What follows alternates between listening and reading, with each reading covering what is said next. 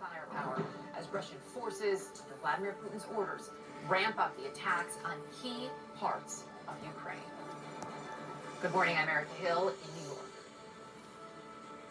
I'm Jim Shudo reporting from Lviv, Ukraine. Overnight, civilians became the targets once again of heavy shelling throughout this country as Russian forces struck border cities on the north and the south. In Kharkiv, military strikes tore through the National University and a police department. Those strikes sent shockwaves through the northern part of that city. In the capital, Kyiv, rockets rained down on a maternity clinic, a Holocaust memorial site, and several businesses in the capital. These are not military targets. Right now, Russia says its forces have taken full control of the southern city of Kherson. CNN has not been able to verify those claims. Ukraine denies that the city has fallen. And take a look at these just incredible images. Workers at a Ukrainian nuclear plant standing on a road, blocking access to Russian forces with their bodies.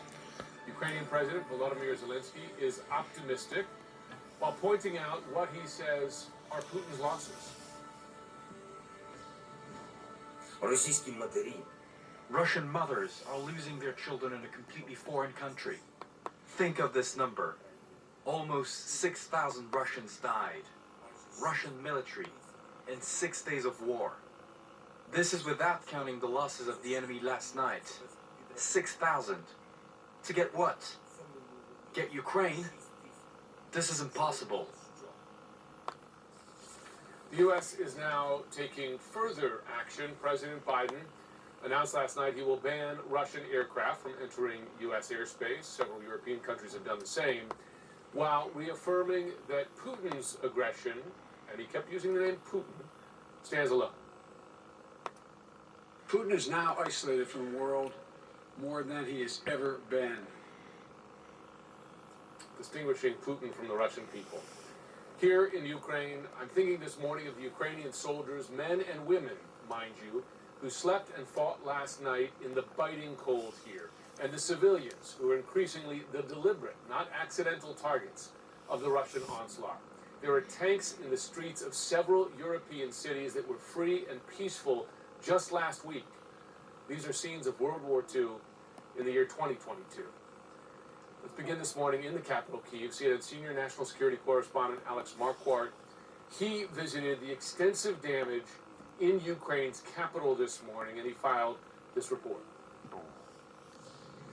It is clear the Russians now moving from military to civilian targets, even though they deny that they're targeting civilians. They are saying that they're going to be targeting communications and information structures to stop those information attacks against Russia from getting out. They're trying to contain the narrative, although the cat's really out of the bag here. So this is the TV tower here in Kyiv, about 3 miles from the city center. It was hit by a missile just yesterday. There were missiles that landed all over this area. Take a look at this. This is a lamppost that was melted and shredded, completely solid, but you can see the heat from the blast and what it did to that. Here on the street, pock marks all over from that attack. And I want to ask my cameraman Alessandro to follow me across the street.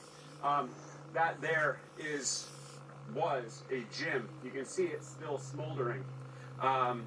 There's been a fire there burning for about 24 hours. There's still gym equipment down there on the ground floor. If you look over this way, this is where around five people, according to Kyiv authorities, were killed. You can see that car right there was destroyed as well, and then just behind it, yet another civilian building that is an auto parts shop where the owners and staff are continuing to clean up. So destruction everywhere, clearly civilian buildings that were hit, civilians who were killed. And I should note that this is an area called Babin Yar. This is where 33,000 Jews were killed during the Holocaust in one of the most horrific massacres of World War II. And so now you have a President Putin, who is attacking Ukraine. He's a guy who constantly invokes World War II and what the Nazis did back then, and he is attacking this highly symbolic, hallowed area and killing people as Russia continues to claim that they are not targeting civilians. You heard that there. A Holocaust memorial, a fitness center, an auto parts shop. These are some of the targets getting hit by Russia here in Ukraine. Alex Marquardt, thanks for that report.